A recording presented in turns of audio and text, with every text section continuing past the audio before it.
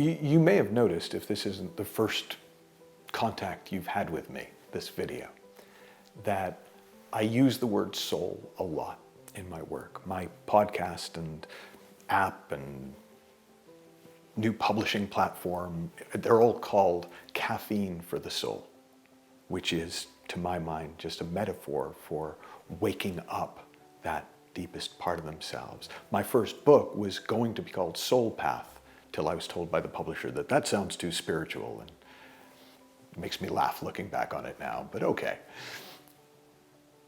But what I don't talk about very much, I've realized, is what do I mean by soul? And so what I mean by soul is that deepest part of ourselves, that part of us that's before our thinking. It's before our psychology. It's that which would make us us, even if we'd been born into a different body, into a different culture, at a different time, in a different religion. It's the very essence, the most essential essence of our nature. And it is evidently spiritual. Spiritual in the sense of invisible. Spiritual in the sense of before the form.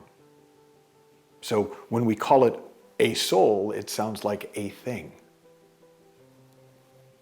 But it is the no-thingness, the nothingness of the universe, of life itself, coming through this form, coming through that person who looks and sounds remarkably like you. And so the wonderful thing about what the mystic Richard Moss called the I that is we, what in some traditions is described as that which is in me and is also in you. That which is looking out through my eyes and looking back at me through yours. It is similarly, but a little more poetically, what William Blake described as I look through my eyes, not with them. And that aspect of the self, that aspect of who we are, that essential core of who we are, is all the things we try to affirm ourselves to be. It's universal, eternal, immortal, and infinite.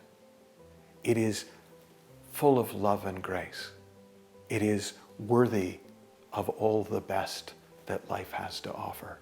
Not because we've earned it, because we're made of it. And any time you touch the soul, or your soul is touched, you come a little bit more alive. And the impact that you have on others is magnified, because we start to meet people, not personality to personality, not psychology to psychology, not skin sack to skin sack, but soul to soul.